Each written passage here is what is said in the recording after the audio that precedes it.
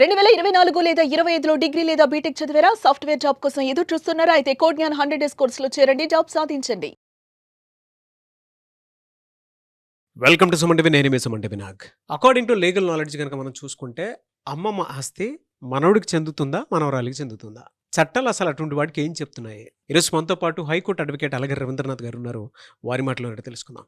Hello sir. Hi అండి నాగరాజ్ గారు. Sir, అమ్మమ్మ ఆస్తి చాలామంది అంటే మనవడు మనవరాళ్ళు ఉంటారు. వాళ్ళకేదో ఇవ్వాలి అనుకున్నటువంటి వాళ్ళకి ఇస్తారు. లేదు అని అంటే చట్ట ప్రకారం కనుక మనం చూసుకుంటే ఎవరికి చెందేటువంటి అవకాశం ఉంటుందంటే ఆ హక్కు? ఇది చాలా మంది విషయాల్లో చాలా కన్ఫ్యూజ్ ఉంటుంది నాగరాజ్ గారు. ఆడపిల్లలు ఏమంటారంటే అమ్మమ్మ మా సొంతం, మా దగ్గరే ఉంది, ఆమెను మేమే చూసుకుంటున్నాం కాబట్టి ఆమెకి సంబంధించినటువంటి ఆస్తి మాకే చెందాలని కొంతమంది.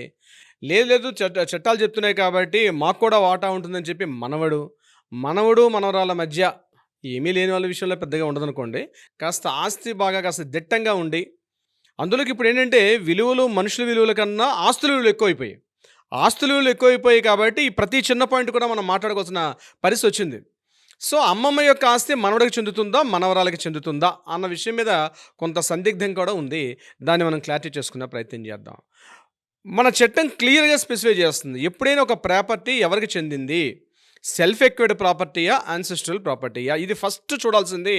సెల్ఫ్ ఎక్వైర్డ్ ప్రాపర్టీయా, యాన్సెస్ట్రల్ ప్రాపర్టీయా? సెల్ఫ్ ఎక్వైర్డ్ ప్రాపర్టీ అనుకోండి ఫర్ ఎగ్జాంపుల్.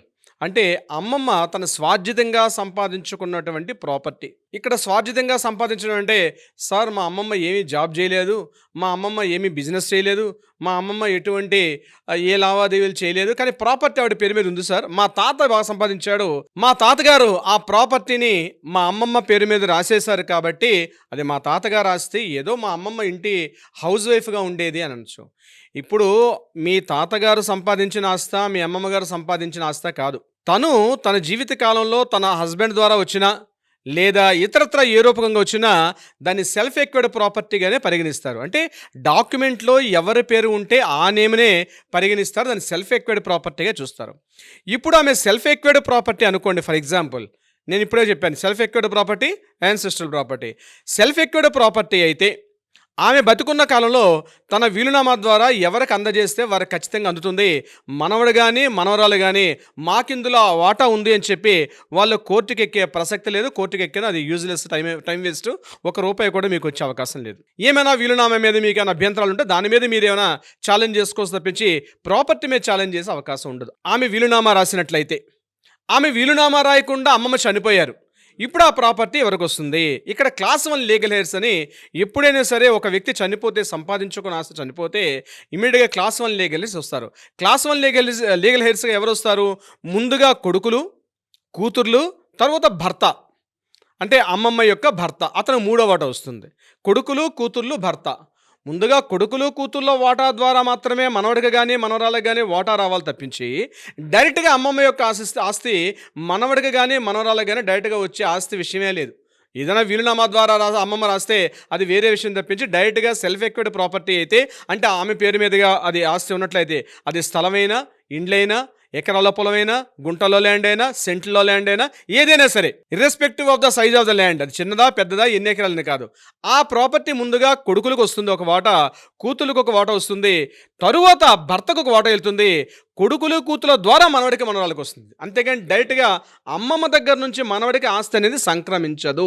ఇది గుర్తుపెట్టుకోవాలి. ఇక రెండవది యాన్సిస్ట్రల్ ప్రాపర్టీ అని మాట్లాడుకున్నాం. అంటే 4 తరాల యొక్క ప్రాపర్టీ. అంటే ముత్తాతగారు ఆస్తి, తాతగారు ఆస్తి, నాన్నగారు, నువ్వు 4వ తరం. ఈ విషయానికి వచ్చేసరికి అమ్మమ్మ యొక్క ఆస్తి 4 తరాలుగా యాన్సిస్ట్రల్ ప్రాపర్టీగా సంక్రమించినట్లయితే తప్పనిసరిగా ఆ మనవడికి మనవరాళ్ళకి ఇద్దరు కూడా సమాన వాటా ఉంటుంది. అంతేగాని కేవలం మనవడకు, కేవలం మనవరాలకు మాత్రం ఆస్తి సంక్రమించదు. ఇది మనకి హిందూ సక్సెషన్ యాక్ట్, హిందూ వారసత్వపు హక్కు చట్టం 1956 ప్రకారం సెక్షన్ 14, సెక్షన్ 15 ప్రకారం క్లియర్గా ఈ డీటెయిల్స్ అన్నీ కూడా మెన్షన్ చేసి ఉంటాయన్నమాట. సో అమ్మమ్మ యొక్క ఆస్తి ఈ రకంగా విభజించబడి ఉంటుంది. సో ఏ ఆస్తి అయినా ముందుగా గుర్తుపెట్టుకోవాల్సింది సెల్ఫ్ ఎక్వైర్డ్ ప్రాపర్టీయా లేదా యాన్సెస్ట్రల్ ప్రాపర్టీ. అప్పుడు దాన్ని బట్టి మనకి డివిజన్ అయ్యే అవకాశం ఉంటుంది. ఉదాహరణకి నేను మీతో ఎగ్జాంపుల్ చెప్పే ప్రయత్నం చేస్తాను నాగరాజు గారు. ఉదాహరణకి ఓ బంజారా హిల్స్ లాంటి ప్రాంతంలో ఒక ప్రాపర్టీ ఉంది. అది వాళ్ళ పూర్వీకుల నుంచి వస్తున్నటువంటి ప్రాపర్టీ, అంటే ఒక 4 తరాల నుంచి వస్తున్నటువంటి ప్రాపర్టీ.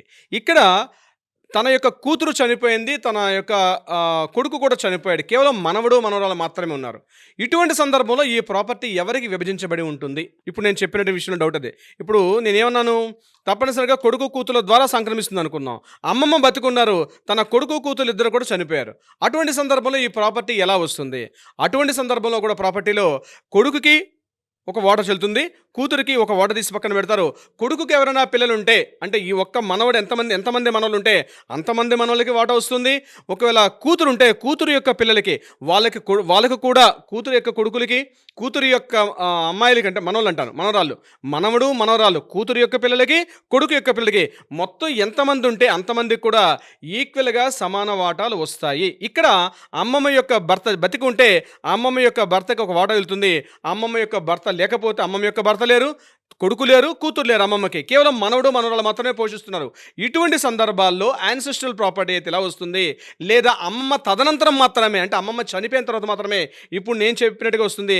అలా కాకుండా ఆమె సెల్ఫ్ ఎక్విడ్ ప్రాపర్టీ అయితే ఆమె బ్రతుకున్న సందర్భంలో వీలునామా రాస్తే, వీలునామాలో ఆమె ఎవరికి ఇస్తే, అంతేగాని ఆ వీలునామా దారిపోయిన దానయ్య పేరు మీద కూడా వీలునామా రాసే హక్కు అమ్మమ్మకు ఉంటుంది. ఎందుకు అలా రాశారు? అది ఆయన మా ఫ్యామిలీకి సంబంధం లేని చెప్పి కోర్టులో దాని మీద ఎటువంటి కూడా లీగల్ ఛాలెంజ్ చేసే అవకాశం ఉండదు. డాక్యుమెంట్ మీద మాత్రం లీగల్ ఛాలెంజ్ చేసే అవకాశం ఉంటుంది, కానీ ఆ వ్యక్తి మీద మాత్రం లీగల్ ఛాలెంజ్ చేసే అవకాశం లేదు.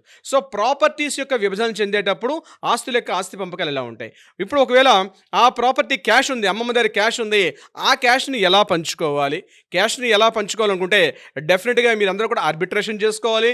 ఒక అడ్వకేట్ని, సీనియర్ అడ్వకేట్ని అపాయింట్ చేసుకుని సీనియర్ అడ్వకేట్ దగ్గర మీకు ఎంతమంది వారసులు ఉన్నారు, ఆ ఎంతమంది వారసులు అందరూ కూర్చొని వాళ్ళ పరస్పర అంగీకారం, అంటే వారసుల యొక్క పరస్పర అంగీకారం కాదండి, అమ్మమ్మ యొక్క పరస్పర అంగీకారం తోటి అడ్వకేట్ చెప్పినటువంటి లీగల్ ప్రొసీడింగ్స్ ప్రకారం ఆ యొక్క క్యాష్ని ఎలా భాగ పంపకాలు చేయాలి, ఎవరెవరికి ఎంతెంత ఇవ్వాలి, లాకర్లో ఉన్న అమౌంట్ ఎవరికి ఇవ్వాలి, లేకపోతే ఇంట్లో ఉన్నటువంటి ఈ అమౌంట్ ఎలా ఇవ్వాలని చెప్పాలి.